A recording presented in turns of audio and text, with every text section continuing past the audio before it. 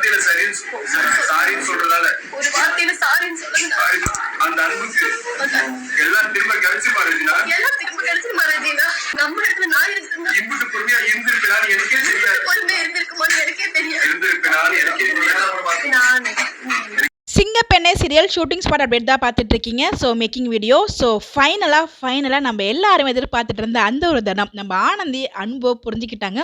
ரொம்பவே அழகாக இருந்துச்சு. ஸோ ஒட்டுமொத்த தமிழ்நாட்டு மக்களுமே இதை எதிர்பார்த்துட்டு இருப்பாங்கன்னு நினைக்கிறேன். ஆனந்தியும் அன்பும் எப்போ சேருவாங்க அப்படின்னு சொல்லிட்டு. சேருவாங்கன்னு சொல்ல முடியாது, பேசிப்பாங்க.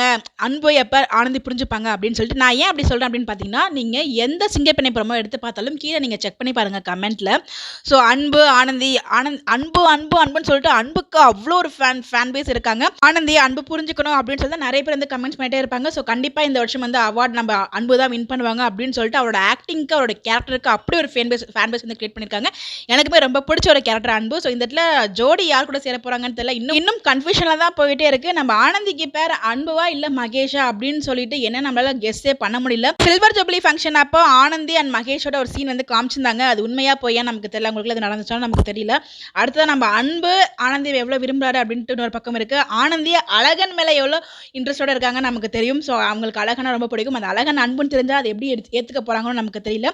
ஸோ உண்மையிலே அன்பும் ஆனந்தியும் அந்த பைக்கில் போகிற சீன்ஸ்லாம் உண்மையிலே ரொம்ப சூப்பராக இருந்துச்சு. பேக்ரவுண்டில் மியூசிக்கோட.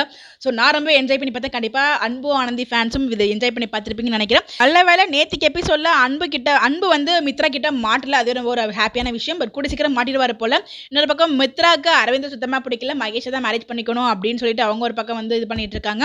ஸோ நம்ம ஆனந்தியை எப்படியாச்சும் வந்து மகேஷ் கிட்ட இருந்து விலக்கி வைக்கணும் அப்படின்னு சொல்லிட்டு அவங்க ஒரு பக்கம் போராடிட்டு இருக்காங்க. இது அப்படியோ நம்ம ஆனந்தி அன்பு புரிஞ்சுக்கிட்டு ஸோ 2 பேரும் வந்து ஒரு ஃப்ரெண்ட்ஷிப் பாண்டுக்குள்ள வந்துட்டாங்க. ஆனந்திக்கு யார் பேரா வருவாங்க, யார் பேரா வந்து நல்லா இருக்கும்னு நீங்க நினைக்கிறீங்கன்னு சொல்லி மறக்காம கமெண்ட்ல சொல்லுங்க. இந்த மாதிரி அப்டேட் தெரிஞ்சுக்க நம்மளோட சேனலை ஃபாலோ பண்ணிக்கோங்க. பை.